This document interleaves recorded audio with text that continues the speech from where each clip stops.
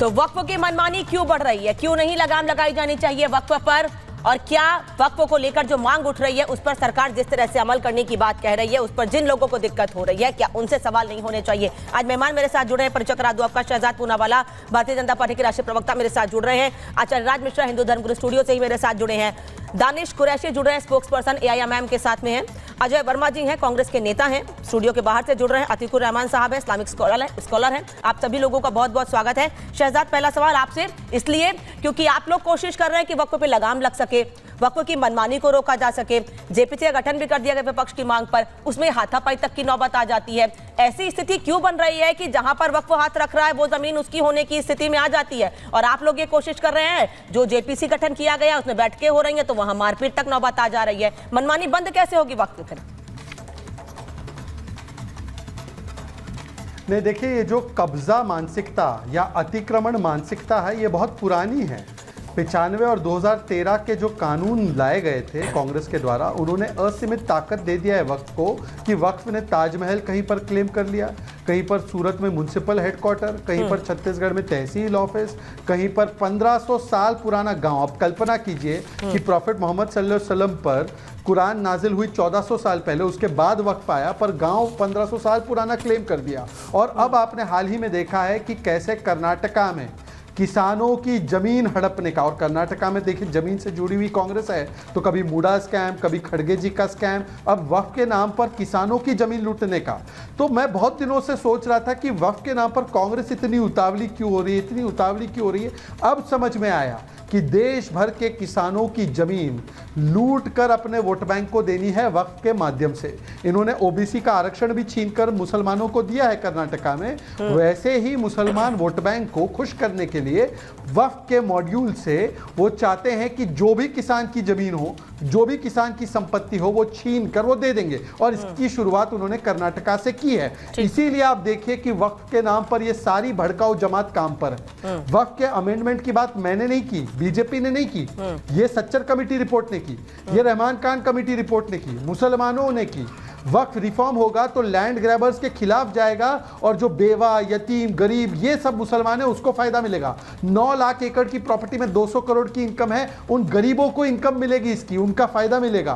पर अजय वर्मा और जो कांग्रेस पार्टी है, इनका षड्यंत्र है कि किसानों की जमीन छीन कर वक्फ के नाम पर कर दे, मंदिरों को वक्फ के नाम पर कर दे, जो हिंदुओं की प्रॉपर्टी है वक्फ के नाम पर कर दे। इसीलिए वो शायद इस प्रकार के कानून का समर्थन कर रहे हैं और संशोधन नहीं करना चाहते। आखिरी 10 सेकंड लेकर आपको बताना चाहता हूं कि 1990 में 2 तरह के कानून आए।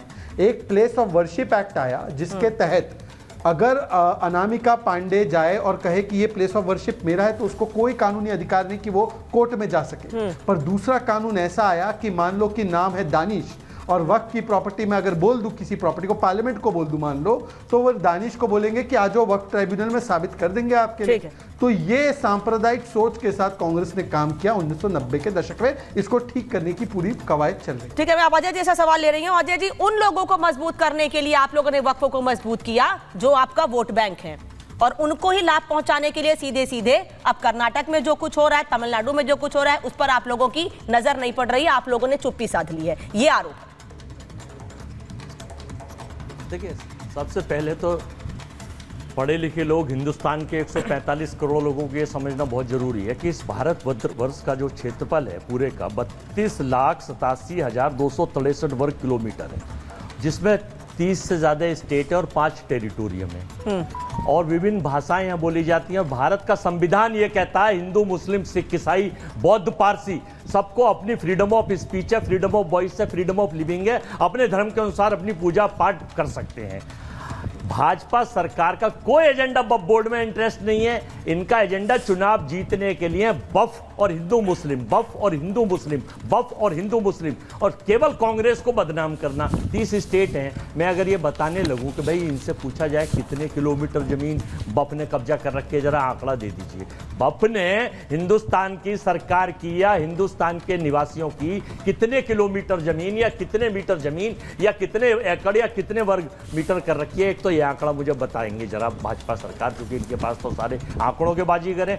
दूसरा मैं ये पूछना चाहता हूं कि इन्होंने आज तक 2014 से लेके 24 तक बब में संशोधन क्यों नहीं करा?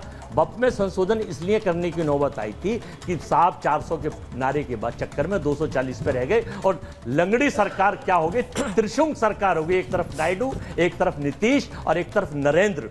जब तिगड़ी सरकार हो गई है तो उसको बचाने के लिए ये बात कर ले जरा नायडू साहब से बब में उनकी जो जमीन के किस्से हैं, बात कर ले जरा नीतीश जी। अजय वर्मा, मैंने जो सवाल पूछा आपने उसका जवाब नहीं दिया। आप लोग एक दूसरे पे आरोप लगाइए, वो पक्ष में है, आप विपक्ष में है, आरोप लगाइए, आप उनसे सवाल पूछिए, ठीक है। मेरा सवाल सीधे इतना है कि कर्नाटक में जिन परिवारों को बेदखल किया जा रहा है, केरल में जिन लोगों को जाकर सीधे कह दिया कि घर खाली कर दीजिए, अब ये जमीन वक्फ की है, मतलब जहां नजर पड़ेगी वो जमीन वक्फ की हो जाएगी और लोगों को तुरंत घर खाली करना पड़ेगा। उन लोगों के हितों के बारे में नहीं सोचेंगे, कहां जाएंगे सर, क्या करेंगे वो लोग? ये भ्रम, जी मैं आपको वही बता रहा हूं, ये भ्रम है, ये भ्रामक है। अच्छा। ये झूठ जो है इस देश में, वो जोर से बोलो, रोज बोलो, बार बार बोलो, झूठ बोलो। सच बता दीजिए। अगर कहीं ऐसा है तो इस देश में संविधान है, इस देश सर सच बता दीजिए ना। मैं बता रहा हूं, इस देश में सरकार है, संविधान है, कोर्ट है, कानून है, सुप्रीम कोर्ट है। अगर कोई पीड़ित है और अवैध ऐसी कोई चीज हो रही है तो उसके खिलाफ, चाहे अजय वर्मा हो या शहजाद पूनावाला हो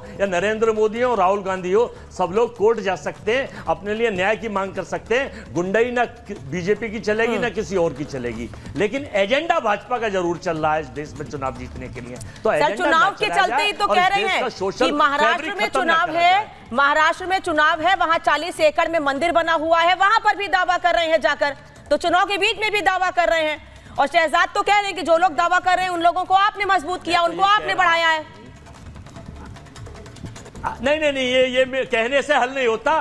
कागज दें, सबूत दें और जाके कोर्ट में केस दायर करें, रिलीफ लें। हर मामले में कोर्ट खुला हुआ है।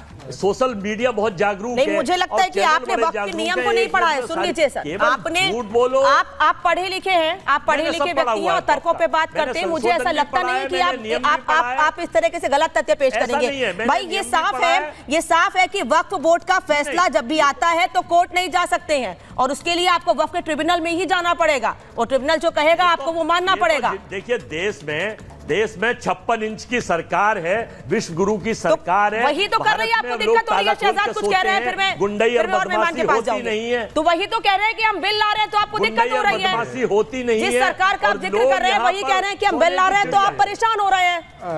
आ रही हूँ राजी। शहजाद। अनामिका जी, अभी उन्होंने कहा कि ये सब भ्रामक है। अनामिका जी एक एक करके बात रखते हैं। उन्होंने अपनी अजय जी आ रही हूँ, अजय जी आ रही हूँ, पूरा मौका मिला आपको बोलने का, फिर बोलने का मौका है। नहीं, वक्फ मानसिकता मत दिखाओ, कब्जा मानसिकता मत दिखाओ, अपनी बारी में बोलो। देखिए उन्होंने कहा ये सब भ्रामक है, मतलब कि विजयपुरा के वो गरीब किसान जो रिपब्लिक कन्नडा से बात कर रहे हैं, जो रिपब्लिक चैनल से बात कर रहे हैं, वो किसानों को झूठा बोल रहे हैं। अजय वर्मा, कांग्रेस पार्टी उनको झूठा बोल रही। दूसरी बात, अजय वर्मा लाल संविधान लेकर घूमते हैं। लाल संविधान में ये पारसी, जैन, ईसाई, सिख, इनके लिए कोई ऐसा वक्त का अरेंजमेंट है क्या? अनामिका जी बताओ, हिंदू समाज के पास है कोई ऐसा अरेंजमेंट? हिंदू समाज तो बेचारा जो है वो टेम्पल पे टैक्स भर देता है और यहाँ पर अपनी जमीन जो अच्छी लगे जमीन, अब पता नहीं कल रिपब्लिक ऑफिस अच्छा लगेगा, अजय वर्मा जी बोलेंगे किसी को, वो वक्त घोषित हो जाएगी, फिर उनकी हो जाएगी। ऐसे थोड़ी चलता है। और तीसरी और आखिरी बात मैं कहना चाहता हूँ, देखिए अजय वर्मा जी की मजबूरी है, ये लैंड ग्रैबर्स की पार्टी है कांग्रेस लैंड ग्रैबर की पार्टी है। पैसे इन्होंने नेशनल हेरिटेज का लैंड ग्रैब किया है। इन्होंने खड़गे जी ने लैंड ग्रैब किया एरोस्पेस पार्क का, इन्होंने मुड़ा का लैंड ग्रैब किया। तो लैंड ग्रैबर्स के साथ ये लोग खड़े रहते हैं, ये लैंड ग्रैब के साथ खड़े रहेंगे, ये लैंड ग्रैबर के साथ ही खड़े रहेंगे पूरी डिबेट में।